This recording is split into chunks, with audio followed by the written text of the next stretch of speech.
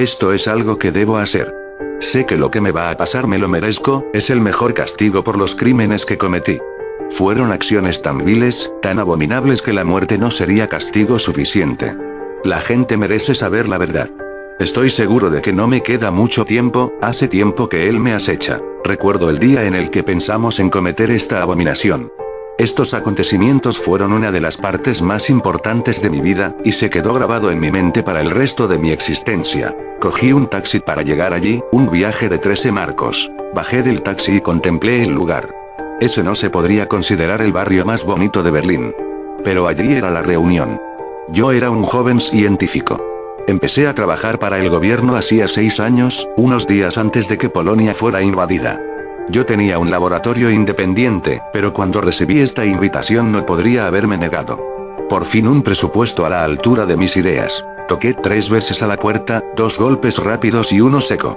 Alguien abrió la mirilla y me pidió que me identificara. Hoy hace una tarde calurosa en Moscú, el gorila me abrió la puerta y pude entrar. El lugar no era más que una tienda abandonada. Los pósters viejos y el polvo se acumulaban en las estanterías vacías. Retiré la alfombra que cubría el suelo y abrí la puerta de metal acorazada que quedó al descubierto. Pulsé el botón y la puerta se abrió con un sonoro chirrido. Otra vez se les ha olvidado engrasarlo, pensé. Bajé las aparentemente infinitas escaleras y llegué a la planta oculta. Una gran X en un círculo se veía dibujada en la pared. Era el símbolo de esta rama de la organización.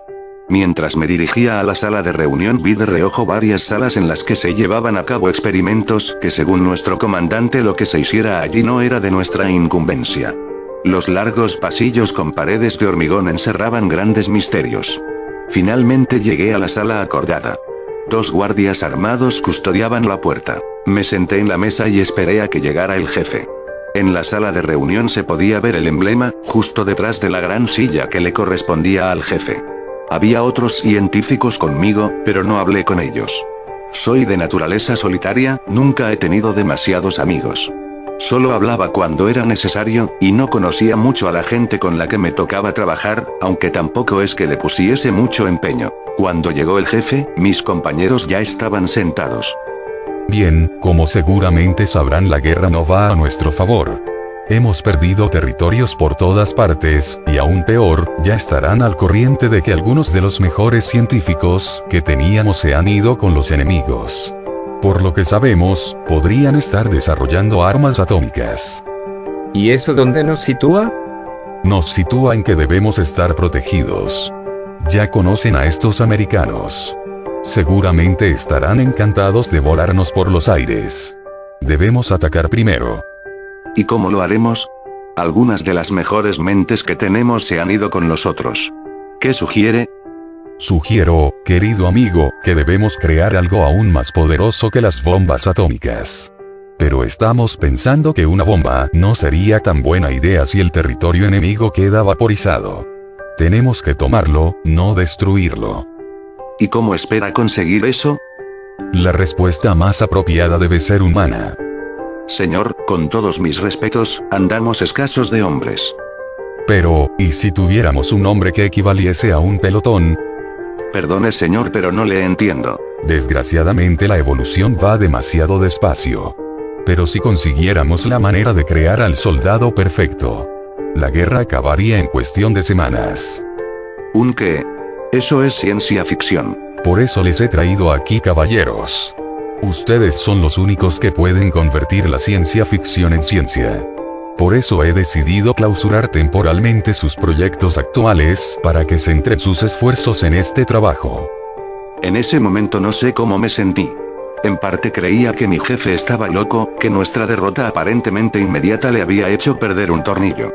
Pero también me sentí emocionado ante la idea de llevar a cabo tal proeza. Durante el resto de la reunión, el jefe nos explicó cómo iba a organizar los grupos, y cómo se iba a ampliar el escaso presupuesto a ese experimento, mientras que se reduciría el dinero utilizado en fuerzas convencionales. Fui declarado parte del proyecto y me pusieron junto a unos científicos a los que conocía solo de vista. El jefe dijo que supervisaría el proyecto personalmente. Pasaron las semanas y los meses. Poco a poco íbamos consiguiendo resultados. Sabíamos cómo hacer al sujeto más fuerte, más rápido y más resistente. También hallamos cómo hacerle inmune a venenos, enfermedades e incluso a la radiación, ya que nuestro temor de que los aliados estuvieran desarrollando armas nucleares iba acrecentando a medida que pasaba el tiempo. Un día el jefe me convocó en su despacho. Disculpe señor, ¿para qué quería verme? Como supervisor de Proyecto 84, ya sabrá que estoy al corriente de cómo van las investigaciones, ¿verdad? Sí señor. ¿No lo estamos haciendo bien? A eso iba. Verá, en la teoría vamos bien, pero no en la práctica. No creo que nuestros enemigos huyan ante nuestros planos y proyectos. Necesito un sujeto de pruebas real ya. Pero señor, nadie se ha presentado voluntario para el proyecto. Y si no es voluntario, corremos el riesgo de que utilice sus habilidades para matarnos. Ese hombre me daba miedo. Había sido elegido a dedo por el mismísimo Hitler, y se rumoreaba que lo había elegido por sus antecedentes. Se decía que secuestraba personas y trataba de mejorarlas mediante crueles experimentos. Por eso sentí un nudo en el estómago en el momento en el que lanzó en aquella reunión la idea del supersoldado. Bueno, en caso de que no encuentre un sujeto de pruebas voluntario, se le considerará a usted como voluntario. Salí de allí completamente pálido. Hablé con mis compañeros y les expliqué que debía ausentarme debido a que tenía que encontrar a un sujeto. Busqué por todo Berlín, visité todas las tabernas, todos los campamentos, busqué entre todos los soldados. Nadie quería ayudarme. Les ofrecí dinero, trabajo, un lugar seguro para ellos y sus familias, pero desde el soldado más valiente hasta el mendigo más desesperado todos rechazaban mi propuesta. Un día me encontraba bebiendo en un bar, en uno de los peores barrios de la ciudad. Tenía un aspecto horrible. Llevaba días sin dormir, tenía ojeras y estaba muy pálido, no podría dormir hasta que encontrara a un sujeto adecuado. No quería morir de forma lenta y dolorosa en un maldito experimento. Nunca he sido un hombre religioso, pero en aquel momento rezaba al borde del llanto sobre mi cerveza. Y Dios escuchó mis plegarias, al levantar la cabeza le vi. Llevaba un mono de soldado destrozado, y su cara no tenía mejor aspecto. No estaba borracho, pero la tristeza se reflejaba en sus ojos. Más que tristeza, agonía. Sostenía una cerveza en la mano y no miraba a ningún sitio en concreto. Parecía llevar días sin afeitarse, e incluso donde yo estaba llegaba un poco la peste. A su espalda colgaba una mochila. Me acerqué a él e hicimos contacto visual. Él percibió mi agonía igual que yo lo había hecho. ¿Qué quiere? Yo. Solo soy un inocente bebedor. Yo también, pero no tengo nada de inocente. ¿Y eso por qué? ¿De verdad quiere saber mi historia? Asentí con la cabeza. Verá, yo solía ser soldado, aunque figuro que ya se lo imaginaba por mi uniforme. Vivía en una granjita cercana a un bosque lejos de aquí con mi mujer y mi hijo. Teníamos una vida humilde pero muy feliz. Solía pasear con mi mujer, íbamos al cine, y me encantaba pasar el tiempo con mi hijo. Pescábamos, dábamos paseos por el bosque, y le encantaba jugar en los parques. Todos los días le compraba unas chucherías, y nos íbamos al parque o de excursión. Se podría decir que nuestro sitio era el bosque. Sin embargo, tuvimos una mala cosecha y perdimos mucho dinero. Tenía que alimentar a mi familia, y yo no tenía estudios. No podía encontrar un buen trabajo, así que me uní al ejército.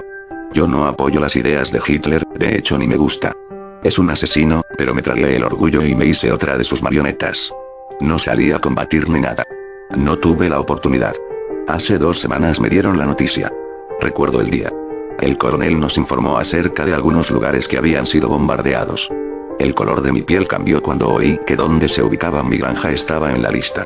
Algunos hablaron con el comandante y le suplicaron que les dejaran ir a sus casas para saber si sus familias estaban bien, pero se negó en redondo. Yo esperé hasta la noche para salir. Noqueé a un soldado y robé un coche. Tras casi un día de trayecto llegué a mi casa. Ya no estaba allí. Me quedé allí quieto, de pie, observando atónito que todo lo que quería había desaparecido en un momento. Se veían los cimientos y los restos carbonizados, pero nada más. Me acerqué corriendo. Fui al dormitorio de mi hijo, y no estaba. Fui al de mi mujer y tampoco estaba. Bajé al sótano, pero estaba vacío. Subí a mi cuarto y allí les vi. Eran 2 esqueletos carbonizados. Apenas eran reconocibles. Llevaban puestos unos pocos jirones quemados, todavía les quedaba algo de pelo y su piel negra dejaba ver los huesos. Su estado de descomposición era evidente. Me puse a llorar de rodillas. Estuve allí horas, hasta que se puso el sol. Cuando paré, me fijé en un detalle. Aunque estaba todo calcinado y apenas quedaba nada, encontré una fotografía. Era la del día de mi boda. En ella estaba mi mujer sonriente mientras yo le besaba en la mejilla. Ella llevaba un precioso vestido de boda, y yo tenía un traje negro, el cual había sido hecho a mano por mi anciana madre costurera. Una lágrima salió de mis ojos, resbaló por mis mejillas y cayó en la fotografía. Estando de rodillas, vi un destello debajo de la cama. Era un baúl de metal, y yo sabía de sobra qué contenía. Lo saqué y lo abrí. Era un milagro que estuviera entero. Mi traje negro de boda seguía ahí, intacto. Lo metí en la mochila que ahora ve y me fui lejos de ese lugar. Lo único que tenía allí eran recuerdos, y eso puedo llevarlo a donde sea. Cuando terminó de contarme su historia, me dejó en estado de shock. No sabía qué decir. Le puse una mano en el hombro y le dije lo mucho que lo sentía. Si no me suicidó, no es porque sea un cobarde, sino porque no quiero morir de forma inútil. Aunque supongo que la muerte es lo mejor que puedo esperar de la vida. ¿De veras? ¿Realmente no le importa morir? Él asintió. Entonces, tengo una oferta que le interesará. Verá, soy científico. Necesitamos un sujeto para realizar un experimento que puede cambiar el curso de la guerra. Pero el experimento es peligroso, y tiene muchas posibilidades de acabar con la vida del sujeto. ¿Le interesa? El hombre permaneció en silencio durante unos segundos. Después asintió con la cabeza. Unas horas más tarde llegamos al lugar de pruebas. El jefe nos hizo llamar al sujeto y a mí. Bien, caballeros, es un placer tenerles aquí. Buen trabajo, doctor. Y supongo que usted es nuestro voluntario, ¿verdad? El jefe y el sujeto se dieron la mano en silencio. El sujeto seguía teniendo la misma cara que tenía en el bar. Así me gusta, un soldado callado es un buen soldado. Bueno, será mejor que se retire y nos deje al doctor y a mí solos. En la puerta un científico le dirá a dónde tiene que ir. El sujeto abandonó la sala y cerró la puerta tras de sí. Bueno, doctor, me alegro de que haya tenido éxito en su búsqueda. Como creíamos que no iba a encontrar a nadie, nos tomamos la libertad de buscar otros voluntarios en los campos de exterminio. Tenemos unos 12. Bueno, eso es una buena noticia. Dígame, ¿qué herramientas tenemos para trabajar? Verá, lo que le voy a enseñar es completamente confidencial. Yo no entiendo mucho de esto, lo que le diré es lo que me contó uno de los chicos del laboratorio. Vamos a utilizar una sustancia que se podría llamar modificador molecular. ¿Cómo? Sí, un modificador molecular. Es un poco complicado, pero le permite al sujeto modificar las células de su cuerpo a su voluntad. Podrá elegir a la velocidad a la que sus células se reproduzcan. Esto significa que podría regenerar miembros enteros, modificar los existentes y hasta crear otros nuevos. Junto a lo que ya han conseguido, tenemos muchas posibilidades de que funcione. Pero, ¿de dónde han sacado esto? No es de tu incumbencia, joven. Prosigamos. Creo que esta sustancia puede ser muy peligrosa para una persona que no cumpla con las condiciones físicas y sobre todo psicológicas. No sabrá cómo controlarse y perecerá inmediatamente. Entonces supongo que deberemos entrenar a los sujetos de prueba. No, doctor, solo hay un sujeto de prueba. El que trajo a usted. ¿Pero qué hay de los 12 de los que me ha hablado hace un momento?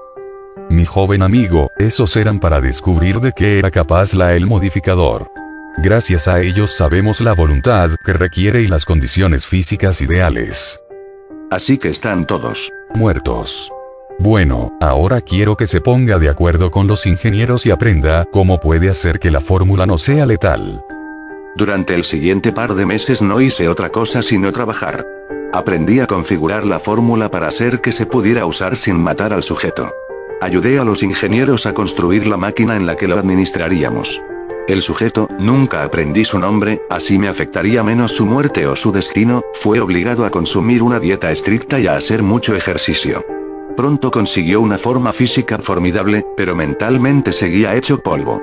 No importaba qué estuviera haciendo, siempre llevaba a todas partes su traje negro de boda.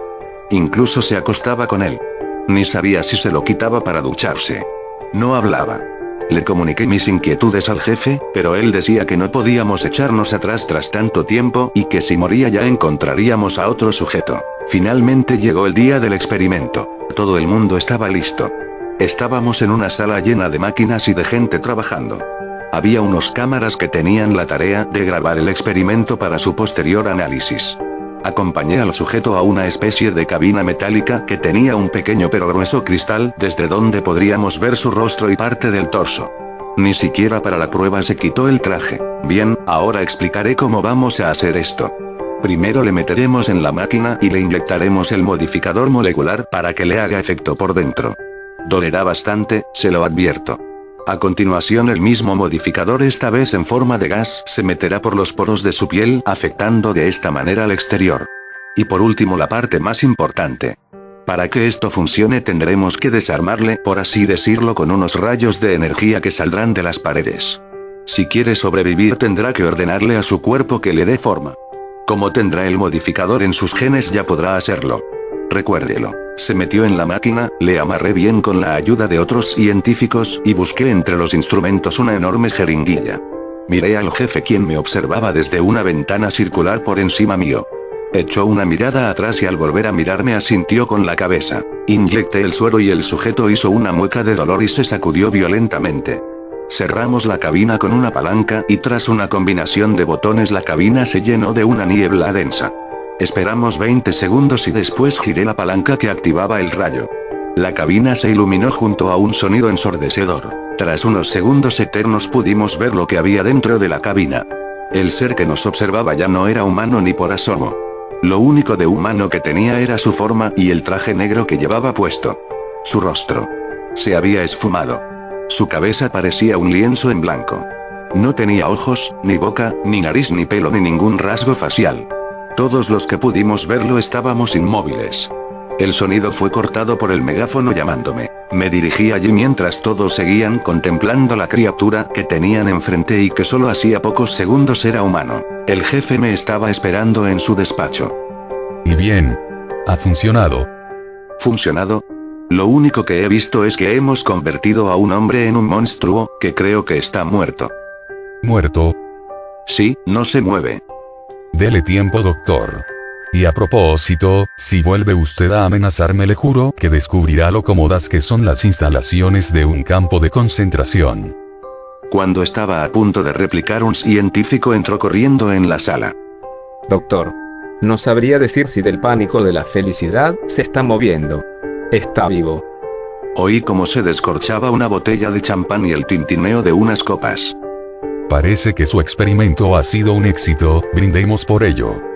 Ese día se celebró una gran fiesta en la que participamos todos. Hasta yo bebí un poco.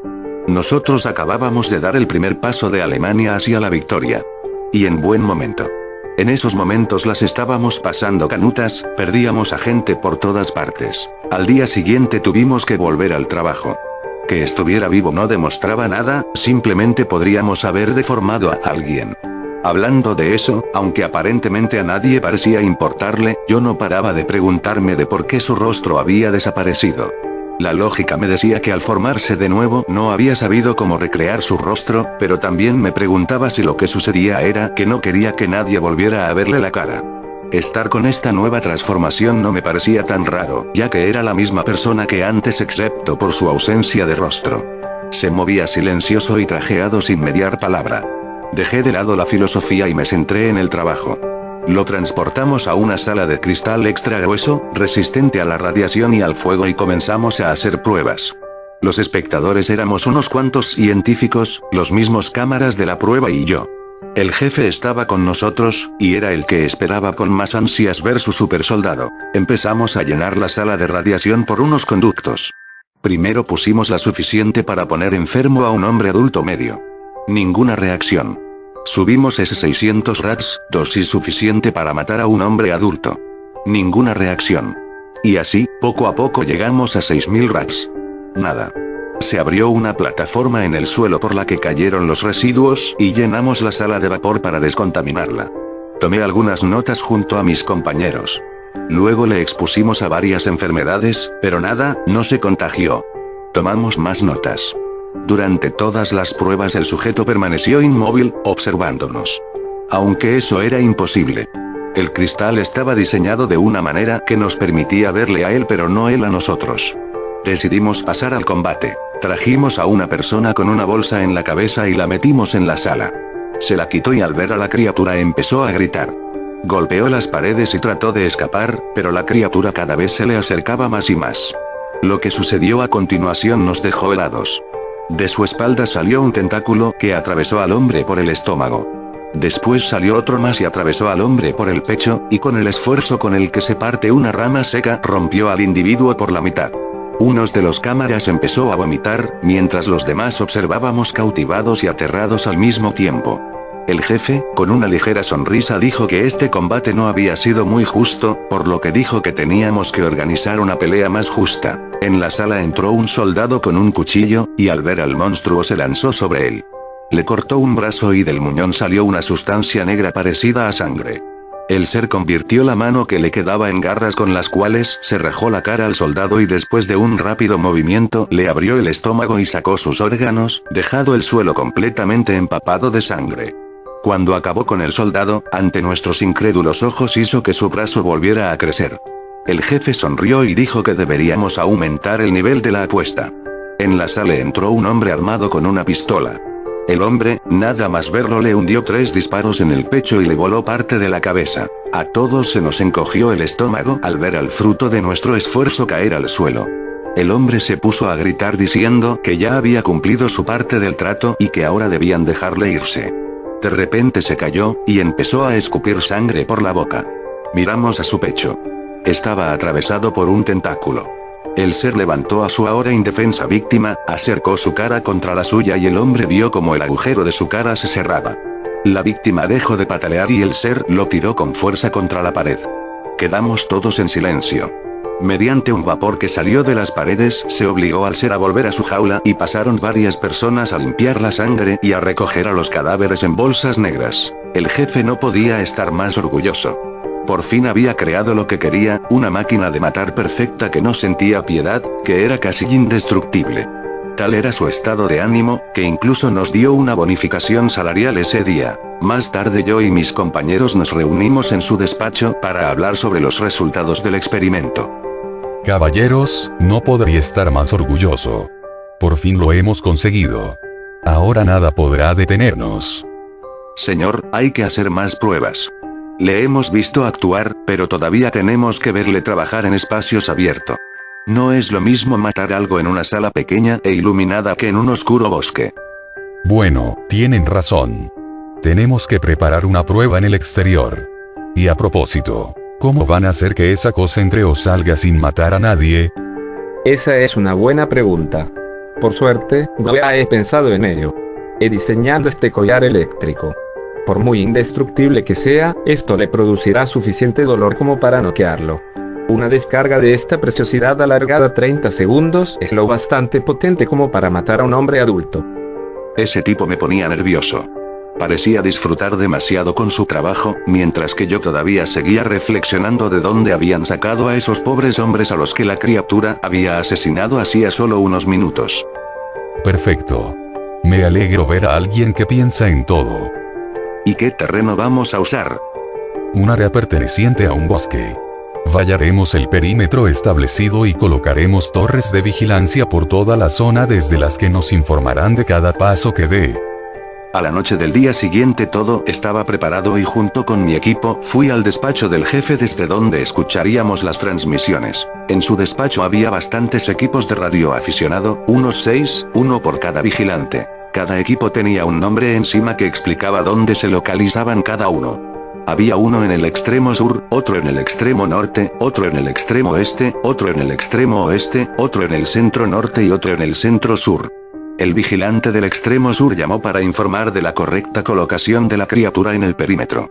Tras unos minutos de silencio, el extremo este avisó de la visualización de la criatura y que parecía estar quieto, observándolo. Recuerde. Si ve que se acerca demasiado, une su control para activar el collar. Durante unas horas no pasó nada, solo recibíamos transmisiones que informaban si veían al ser. Todos coincidían en que era extremadamente rápido y se escondía en los árboles con muchísima facilidad. Varias veces los vigilantes tuvieron que activar el electrocollarín cuando se ponían nerviosos y todos informaban de la desaparición de cualquier signo de vida animal minutos antes de divisar a la criatura. Sin embargo, una transmisión fue algo inusual. Provenía del puesto localizado en el centro norte. Nos informó de que cerca de su puesto de vigilancia había un parque de juegos, y que la criatura se encontraba en él. Estaba enfrente de los columpios, observándolos. A continuación, en palabras del vigilante, creo que está llorando. Pude leer la expresión de incredulidad de mis compañeros instantáneamente, que seguro que yo también tenía. El jefe se adelantó al micrófono y preguntó con un tembleque en la voz. ¿Puede repetir? No creo que le hayamos oído bien. Señor, está sollozando. Está de rodillas con la cabeza baja y temblando. Yo comencé a pensar, a intentar encajar las piezas. Recordé nuestra primera conversación. Entonces lo comprendí. Estaba recordando a su hijo. En parte era humano. Aquella cosa, seguía pensando, era inteligente. No estábamos experimentando con un animal, sino con un hombre. Todo estaba mal. Acababa de darme cuenta de que era tan malvado como el jefe, tan vil y despreciable como ese cabrón. En ese momento solo quería irme, pero el jefe no me habría dejado. Estaba pensando en cómo salir de allí, cuando el vigilante comenzó a hablar. Señor, el ser se ha levantado y se dirige a un árbol. Creo que acaba de recoger una piedra del suelo. Paré en seco. Todos guardamos silencio escuchando lo que estaba sucediendo. Está dibujando algo. Creo que es un círculo con una X dentro. Parece nuestro emblema. Esa era la prueba definitiva de que era inteligente. Su celda tenía grabado el emblema en la puerta. Si podía recordar, podía pensar, y si podía pensar, usando sus habilidades sería capaz de matarnos a todos. Pero no hizo nada más. El vigilante informó de su desaparición. Más tarde, comenzamos a oír un ligero zumbido en el equipo que correspondía con el puesto localizado en el centro sur. El vigilante intentó hablar, pero las interferencias eran cada vez mayores. Finalmente su equipo se apagó. Todos estábamos confusos, pero no creíamos que fuera cosa del ser.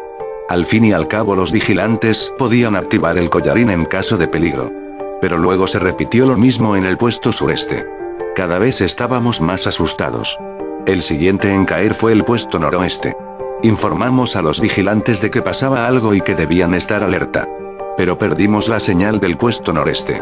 Le dije al jefe que debíamos sacar a los hombres de allí, pero él no me hizo caso. Parecía que él se tomara esto como otra prueba. Con la desaparición del puesto noroeste, ya supe que había sido suficiente. Me acerqué a la radio y le dije al vigilante que debía salir de allí enseguida.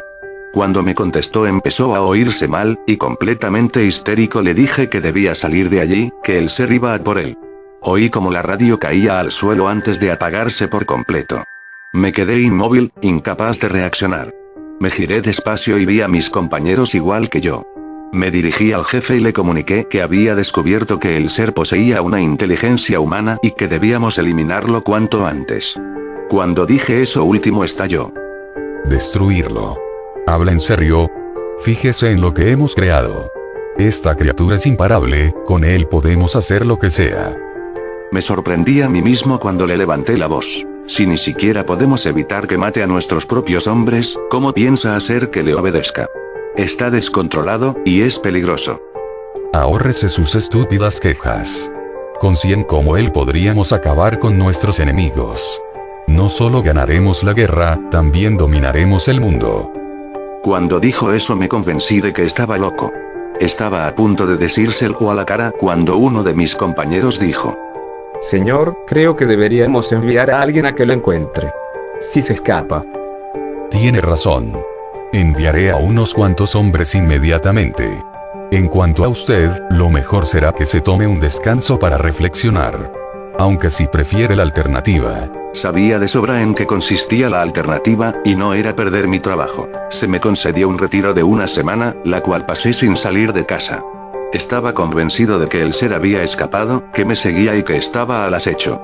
En la soledad de mi hogar, tuve tiempo de plantearme cuestiones morales. Sabía que lo que estaba haciendo estaba mal, pero no lo dejaba por miedo. Por mi estúpido miedo. Antes de poder llegar a una conclusión, pasó el plazo y tuve que volver a ese lugar de mala muerte. Cuando volví al laboratorio pude comprobar para mi alivio que la criatura había sido recapturada. Estaba contenida de nuevo en su celda, según me dijeron. Sentía curiosidad acerca de cómo habían logrado recapturarlo, y uno de mis compañeros me puso al tanto de todo. Al parecer habían enviado un pelotón de 30 hombres, de los cuales solo regresaron 7, aunque con el ser. Según los supervivientes, el bosque estaba repleto de árboles marcados con nuestra insignia. Buscaron en los puestos de vigilancia en busca de los hombres, pero estaban completamente desiertos. No había rastro de los cadáveres. A medida que pasaba el tiempo, un miembro del pelotón parecía desvanecerse sin dejar más que su arma en el suelo. Los hombres divisaron al ser repetidas veces, y al mero contacto visual disparaban debido al pánico, pero una vez que se desvanecía el humo de las armas el ser había desaparecido. Finalmente, consiguieron divisarlo y activaron el collar en vez de disparar. A continuación, mientras el ser estaba tumbado en el suelo, le hundieron una ráfaga de tiros, incapacitándolo lo suficiente como para poder meterlo en una jaula especial y transportarlo en helicóptero a la base. El jefe al parecer se tomó la captura de la criatura como otra prueba. Ese hombre cada vez me daba más asco. Incluso aunque fueran sus propios hombres los que habían muerto, a él parecía no importarle. La verdad es que a veces fantaseaba con soltarlo con el monstruo para que experimentara lo que esas pobres personas habían vivido. Fui convocado por el jefe y tuve que ir a su despacho. Allí me recibió con una cara completamente seria. ¿Le ha servido ese retiro temporal para aclarar sus ideas? Mintiéndome a mí mismo le respondí. Sí. Me ha venido bastante bien y creo que ya pienso con un poco más de claridad. Bien, me alegro de que nos entendamos. Ahora debes saber que ya estamos listos para usarlo. ¿Han aprendido a controlarlo? No, eso llevaría demasiado trabajo. Ahora hemos trazado el plan de soltarlo en las líneas enemigas y que siga su propia naturaleza. Ante su naturaleza, nuestros enemigos no sabrán cómo enfrentarse a él, y el miedo es el sentimiento más contagioso que existe. Pronto, podremos crear más como él. 100 como este garantizará nuestra victoria. Pero, una vez que hayamos ganado, ¿cómo les venceremos? Por muy fuertes que sean, no podrán con un enemigo que les conoce. La ignorancia es su fortaleza, el conocimiento, su enemigo más mortal. ¿Para qué quería verme? Hizo bien con el primer sujeto. Quiero que encuentre más. Esa frase hizo que se me encogiera el estómago. No pensaba arruinar las vidas de tanta gente. Me niego. ¿Cómo? ¿Qué ha dicho? Me temblaban todos los huesos del cuerpo, pero estaba decidido. He dicho que no lo haré. Doctor, espero que esté bromeando. No bromeo, señor. He dicho que no pienso hacerlo. No osé dirigirse a mí de esa manera. Lo sabía que no era lo bastante fuerte para hacer esto. Aquí mucha gente carece de la voluntad necesaria. Creí que dándole ese periodo de descanso podría darse cuenta de que vamos por el buen camino. Pero veo que me equivoqué. Creo que ya no son necesarios sus servicios. ¿Y qué piensa hacer sin mí? Yo le he dado vida a este proyecto. Sin mí no conseguirán nada. Por favor, usted ni siquiera fue el creador del suero, no creó a la máquina, no hizo prácticamente nada destacable. Y lo sabe. Nada me impedirá matarle. El jefe sacó una pistola de su chaqueta y me apuntó. En ese momento oímos un gran ruido, seguido de una sacudida de la sala entera. Quedamos aturdidos unos segundos, y después reaccionamos. Habíamos pasado por alto el incesante pitido del radar. Estaba detectando montones de aviones. Habían llegado hasta Berlín. Salí de allí corriendo antes de que el jefe pudiera darse cuenta y me dirigí a la salida, pero a mitad de camino otro científico se chocó conmigo y me tiró al suelo. Parecía aún más asustado que yo. Gracias a Dios que estás aquí. Tenemos que salir de aquí ahora mismo. ¿Cuántas explosiones puede aguantar este búnker? El peligro no está ahí fuera. Esas malditas explosiones han roto la jaula donde teníamos al experimento. Me quedé completamente paralizado. Mi compañero tiró de mí al tiempo que exclamaba que teníamos que salir de ahí. Me recuperé del shock y estaba listo para salir cuando retumbó otra explosión. Pocos segundos después las luces comenzaron a tintinear hasta apagarse. Se encendieron unas pocas luces de emergencia, pero aún así la oscuridad era bastante densa. Traté de localizar a mi compañero, y cuando por fin lo divisé vi que estaba contemplando algo al final del pasillo con una gran expresión de terror en el rostro. Miré hacia lo que estaba observando, y cuando mis ojos se acostumbraron a la oscuridad pude ver una silueta muy alta sosteniendo a un científico con una sola mano.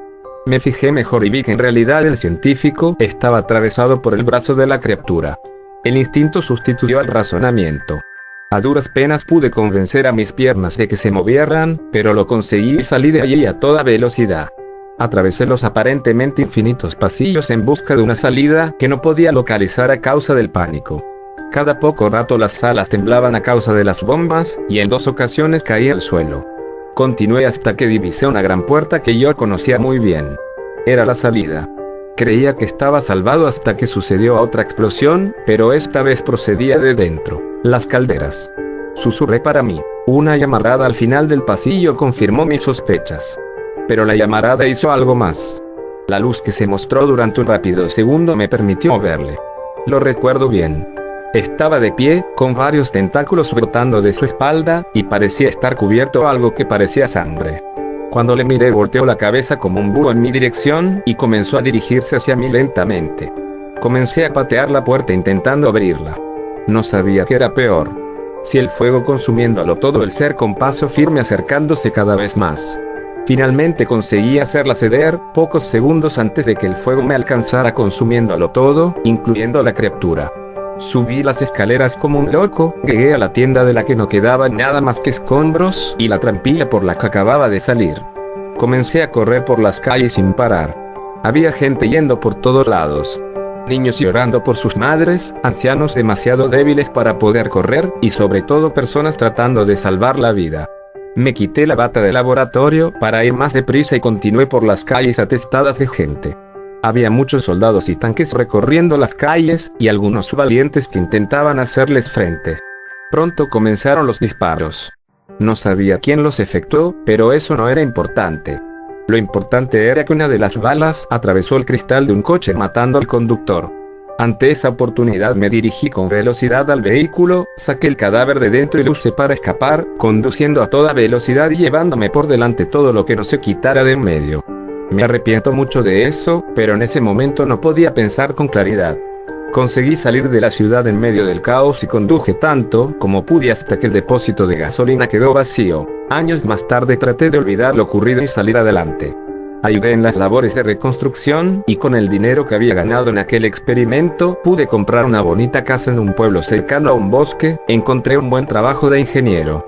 Me casé, tuve hijos, y ellos tuvieron nietos, los cuales venían a visitarnos todas las semanas. Había conseguido ser feliz, pero ese sentimiento se desvaneció una tarde. Estaba en el salón viendo la televisión, mientras mi nieta de 14 años usaba su ordenador.